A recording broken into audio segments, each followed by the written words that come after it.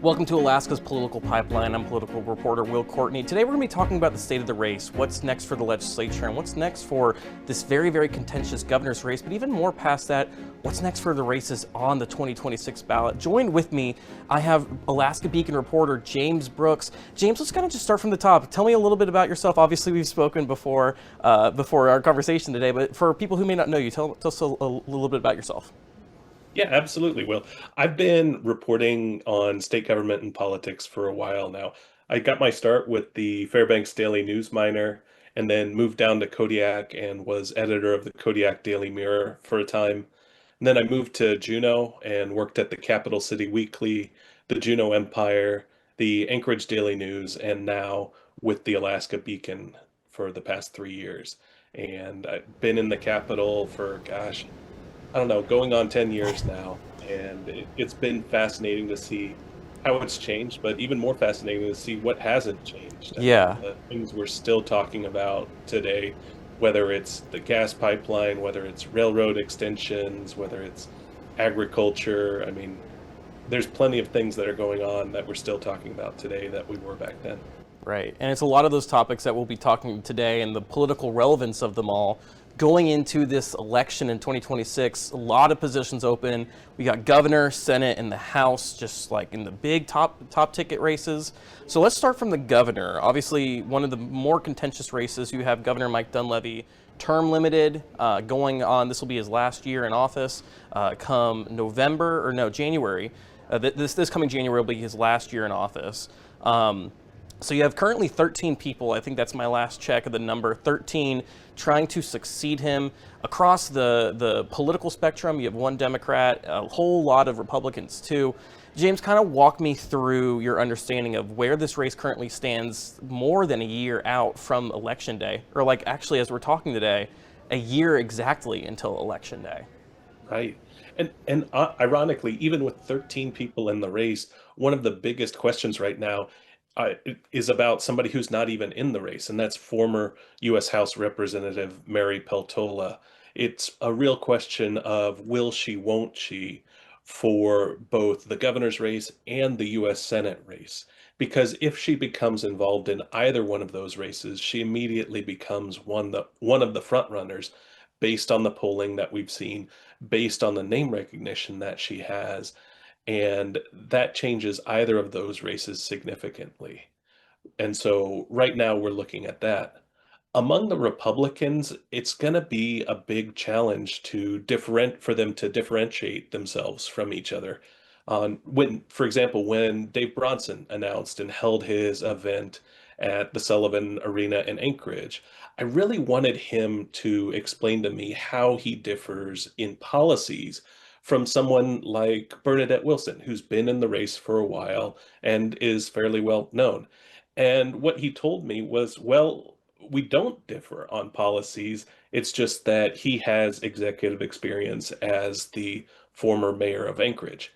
And so I think for a lot of these candidates, it's going to be, well, how are you different from someone else?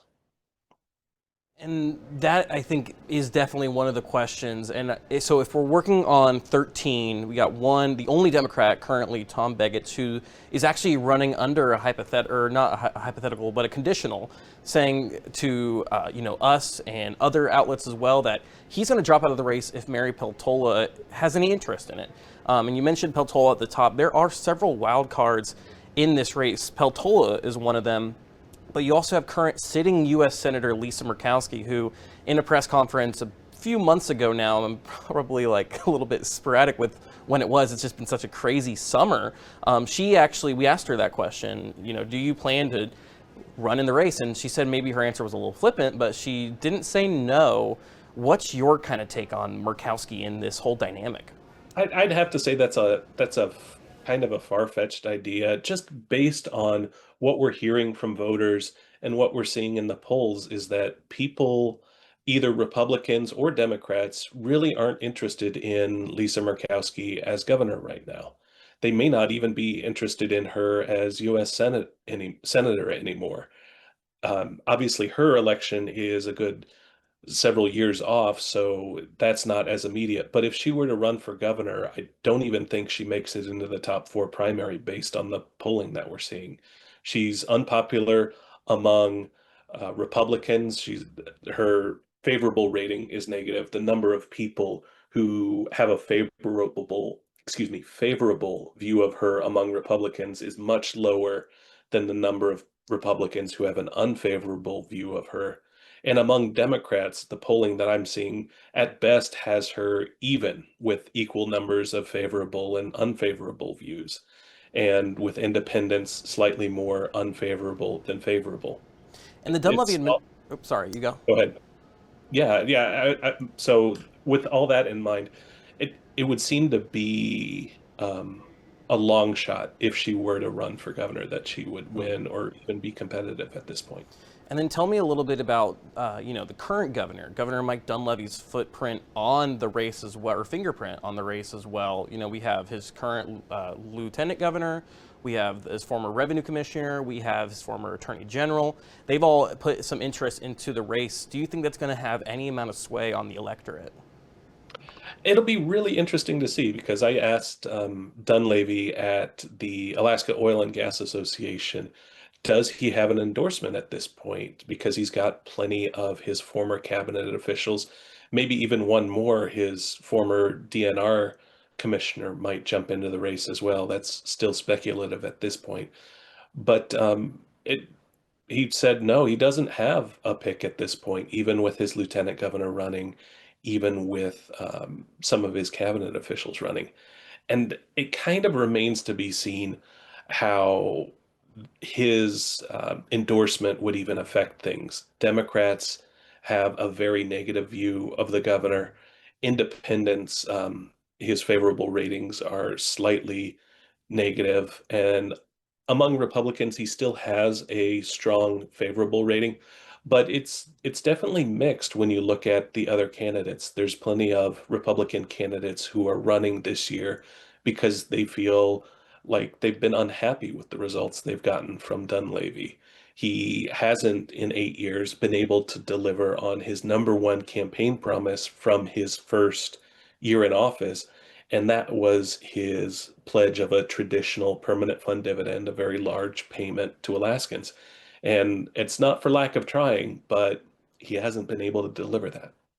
And then there's also at the same time that permanent fund dividend. We've seen one of the most inflation adjusted. This is one of the lowest PFDs we've seen ever, right? And I have noticed some candidates talking about, hey, if you elect me, your PFD is going to be higher. Obviously, our state operates under a pretty tight budget. We'll talk more about that when we get into what's next for the legislature. Obviously, they reconvene in January.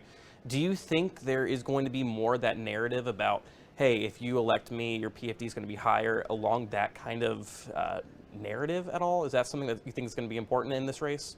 I think there'll certainly be an attempt to do that, but I think what other candidates will try to bring across is the idea that right now it's darn near impossible to deliver on a traditional permanent fund dividend. That would require increasing state spending by $2 billion a year. And we're at a point now where the whole budget is about $6 billion. So you'd be looking at a 25% increase in the state budget in order to do that. And the state doesn't have the money to do that based on the expectation that we're going to be spending heavily from savings in this next year. So really the only way you'd be able to deliver on that is if you overdrew from the permanent fund. And even if you did that, you'd almost immediately trigger within a year or two a pretty nasty budget crisis, even nastier than the one we're in now. And we're obviously just coming out of October. There is pretty infamous October surprise that happens. It'll happen a year from now. I want to kind of ask a question on that thought. What unexpected things do you think are going to come out of this race that could drastically kind of change the momentum behind some of these candidates? Obviously, by that point, we'll be working with four. I won't ask you who you think those top four will be, but what do you think is going to happen in the next year that could probably pretty drastically change the course of the race right now? It's a good question. And I think because they're surprises, we can't necessarily predict them, but we can kind of look at what kinds of surprises are the most likely. We can, with 12 candidates in the race, somebody can always make a mistake, do an error, say something wrong, or will learn something about their background that makes them unsuitable to a large number of Alaska voters. There's always the possibility of a big curveball coming from the federal government. And we've seen a lot of uncertainty, shakiness coming from the federal government already. So if we assume that there'll be more of that, how the candidates react to that, where they stand on things coming from the federal level could be pretty important. And then there's always the possibility of disasters. We just saw that with Typhoon Halong on the West Coast during his immediately before his inauguration in 2018. Mike Dunleavy had to deal with the big South Central earthquake. And in his latest federal disaster declaration request, he talked about how many disasters Alaska has experienced, natural disasters, since he came into office. And given the way things have gone in the recent past, it stands to reason that Alaska will see one or more significant natural disasters between now and this time next year. And so, how candidates react to that, how they look ahead to what might come in their term will probably be important as well. And you've covered other governor's races as well. Explain to me a little bit about how this one, what you're seeing from this one, still a year out, still a long ways away from, maybe some of these additional surprises, potentially some natural disasters, just things that will change the race. How does right now, this moment in November, the beginning of November, how does this differ from other races that you've seen? Yeah, the number one difference is that we're talking about it now a year out. Because traditionally, the elections don't get going until a week or two before the start of the year. Like you're looking at December when the first candidates start getting in the race. And then really after the legislative session in the election year is when things really pick up. Um, we had candidates entering the races earlier than ever this year, especially for the governor's race, but also for legislative races. And so we're off to an early start. There's a lot of people in this race as well. We haven't seen this many candidates in a statewide race since the special election to replace Don Young after his death. And so that's new as well. And it'll be really interesting to see how this all plays out with so many, especially on the Republican side, so many candidates with very few policy differences between them. Will it come down to fundraising? Will that be the big difference? I talked to Treg Taylor, and his idea was that the candidate who raises the most money will win because they'll have the most ads, the most ability to get their name out there and differentiate themselves. Yeah. I talked to somebody like Bernadette Wilson, who says the candidate who works the hardest will win. And she's been out there on the campaign trail early and hard, going to events across the state. And so it's really interesting to see how these different strategies play out and how it'll affect the race, if at all. Yeah, and it really kind of reminds me of the moment we saw in 2020, or before 2020 rather, when Nikki Haley entered the race, or my dates mixed up. 2024, before the 2024 election, when Nikki Haley entered the race, and then from that moment on, you saw a surge of Republicans to try and put their name in for their bid for the presidential ticket. And you had these massive, massive primaries. You even saw the same thing, very similar in 2020, when the pursuit to put in a Democratic candidate against then incumbent Trump. So it's reminding me of that. Explain to me a little bit why you think so many people, including Democrats, including people like Tom Begich, are putting their name in early, and then maybe why people aren't. We have been asking that question about Mary Peltola. At the same time, we're also faced with the conundrum of like, well, it's early. It's just generally early for this election, but is it now too late for someone like Peltola or even Murkowski to put their name to any of these tickets? Yeah, not at all. Not at all. With Peltola and Murkowski, neither of them will have to worry about name recognition other candidates will. And so if you're not really well known, even somebody like Shelley Hughes, who has been in the Alaska Senate for a long time, is experienced and is well known in the Matsu. She's not as well known outside the Matsu, and so she has to work on name recognition. And so that's what a lot of these candidates are having to do now is introduce themselves to people and say, this is who I am, this is what I stand for, this is what I've done in the past, and what I'll do for you going forward. And that's a hard task when there's 11, 12 other people doing the exact same thing. And so in some cases, candidates are jumping in early to get an early start on that. In other cases, people are holding back to see who jumps into the race. So you see that a lot on the Democratic side with Mary Peltola as a possibility. No one wants to jump in to the US Senate race. Right now, there's no Democratic candidate in that, even though it's potentially very competitive based on the polling that we're seeing. And there's only one Democrat running for governor right now, no independents running for governor, even though that race is wide open. This is the first time since Tony Knowles that we've had a governor who is term limited, so you know he can't run again. So the race is wide open. And so it's something we haven't seen in a while, which is why there's more candidates running this time around because the incumbent can't run again, so no incumbency advantage. And yeah, that's where we're at right now. Yeah, let's talk. And you mentioned there the Senate race, but let's talk about both the House and the Senate race. Obviously, currently you have the incumbents, which is current Congressman Nick Begich III, and then you also have Senator Dan Sullivan. Now, what's interesting is we've mentioned Peltola several times throughout this race, including in the governor's race. But what I find fascinating about Peltola is that her name is kind of in all of these different tickets, right? So you have Dunleavy, where she was kind of vague when she had that response tweet to Forrest Dunbar, how he was going to be coming back to the legislature for the special session. And she said a change is coming in November. Well, is she that change? She hasn't gotten back to me. I don't know if she's gotten back to you. But so you have that open ticket option for governor. Currently, FEC filings say she is a House candidate. That was after she put her name in pretty shortly after the November election ended in 24.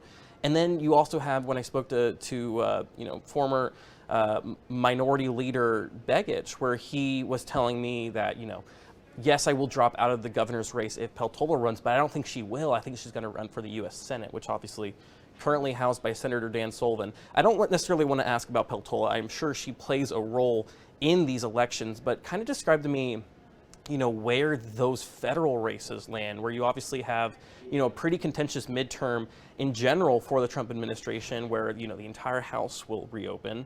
And then you have several Senate seats that will also reopen. Our Alaska Senator Dan Sullivan's seat will be open. Explain to me this moment as we're approaching November. Yeah, one thing that you mentioned is the FEC filings. These are Federal Elections Commission filings that show how candidates are fundraising and spending their money. Peltola still has an open account from her last election. She's listed as a candidate potentially for for next year's U.S. House election. She said she's not going to run again, so we'll take her at her word for that. But she still has money in that account that she can spend and has been spending. I was looking at those accounts the other day, and it's mainly for travel, and it's not unusual for candidates to have leftover money, and a lot of times they'll disperse it for um, charities and things like that that they support. What I haven't seen in Peltola's spending is the kind of thing that I would expect from somebody preparing for a U.S. Senate election. So that's a point against that, but I wouldn't call it definitive in any way. And back to your question, can you repeat it for me? Yeah, I guess just kind of, so we talked about Peltola, who obviously is playing a role in kind of every Alaska election right now. So, outside of Peltola, maybe some of these other wild cards, you have these major incumbents right now. Begich obviously newer, he's in his first 2 years. Do we expect any major opposition to their re-election campaigns? So right now, Begich and Sullivan are the favorites to win. And that's mainly because in the case of Sullivan, there's no organized opposition to this point. On Begich's side, you have one new Democratic candidate who has just entered the race, seems to have significant backing, but remains to be seen. So we'll see how that develops. That race is still early on. And Alaska is interesting nationally because it's one of a relative handful of House and Senate seats in the country that can go back and forth between Republican and Democrat. When you look nationally at the map of US House seats, almost every state has been gerrymandered to a T, towards one side or the other. And so there's not a lot of seats that can go back and forth. And Alaska, which only has one US House seat spread across the whole state, can go back and forth theoretically. And we'll have to see how that campaign goes. The campaign will decide it. Yeah. And when it comes to US Senate, it's the same thing. And let's go back into the state now with the legislative session. As the time we're recording this, it's November 3rd.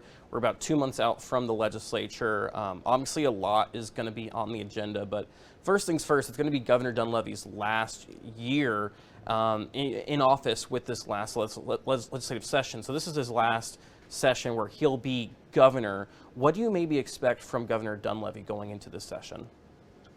I expect him to make some proposals, particularly on fiscal plan issues, long-term ideas to bring the state's expenses and revenue into alignment. I don't expect them to get a lot of traction. I think the governor and both the House and Senate majorities are very far apart on almost every significant issue. So I expect him to make a good faith effort, propose things, and I don't expect those things to advance. I think as we look ahead at what we should be watching for in the next year, I think it'll almost be a like three halves, if you want to think of it that way, of the legislative session, and potentially four halves. The first section is going to be veto overrides and controversial bills that legislators support but the governor opposes. So, in the first few days of the legislative session, we'll have lawmakers voting to take up and potentially override some of the governor's vetoes, particularly one bill that would redirect some state corporate income taxes to vocational, technical, and reading education across the state. The governor vetoed that bill. There is some support among legislators for overriding it, but it would take 45 of 60 legislators to override that governor's veto, and that's a very high hurdle. It happened this past fall. I don't think it'll happen again on this bill, but think plenty of things can change between now and then. And I guess generally, I listed just some items down that are on top of mind when I'm thinking about the session. You have the budget, you have education, obviously, where you had that massive veto override over the summer, and then you also have what's new and how long and what the state kind of wants to do from their side for the recovery efforts. What's on your maybe not agenda is the right word, but what's on your top of mind when going into this session? Yeah, I'm going to be watching to see what the legislature does with the bill to restore public employee pensions. That seems to have the votes to pass both the House and Senate, but that's again a bill I expect the governor to veto. And the reason I expect lawmakers to try and pass that early in the session is so that they have time to do another vote towards the end of session on whether to override the governor or not. I don't expect that override to succeed, but it would be stating positions for lawmakers going into the fall election. So that's why I expect there to be a vote at the start of the session to pass those bills out, and then a vote at the end of the session to try and then presumably fail to override the governor's veto on that. And the same might be the case for an elections bill, perhaps, or some other priorities that lawmakers have that the governor opposes. That's how I kind of see that first few weeks of session going. Yeah. And then my last kind of question for you, looking at this session come January, it'll come into session, but then it'll end and the election season begins again. I'm curious, how do you think this legislative session is going to impact the races across the board? Obviously, it'll impact governor, it'll impact their own, the House and Senate's own races as well. But, also thinking about, people like Senator Hughes or current Senate Minority Leader Mike Shower, who I believe today, as we're recording, is actually his last day. Both of them have indicated that they're going to be leaving for this last session. How do you think this session that we're going to be seeing is going to impact the race? So Senator Shower's last day is today. I expect Senator Hughes to resign within the next week or so. I think both of them will end up getting replaced by people from the state house. As we're talking today, that's how it looks. And in that case, the governor would then pick replacements for those house seats. Neither of those replacements will change the balance, so to speak, in the House or Senate. So we should, at this point, expect things to continue on. An interesting wrinkle is that the governor has said that if he's not satisfied with progress on a fiscal plan next year, he'll call lawmakers into special session.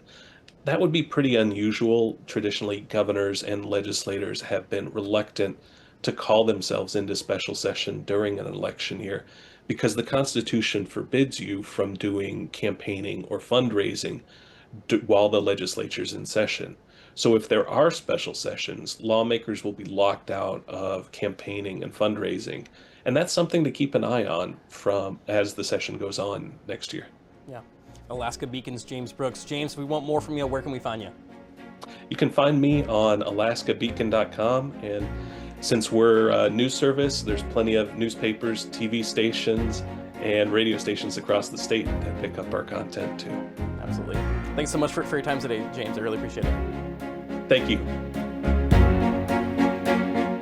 Thank you for listening to Alaska's Political Pipeline. If you liked what you listened to, consider rating the podcast and giving us a follow. We'll be back in your feeds again next Monday, but in the meantime, thanks again for tuning in, and please, take care.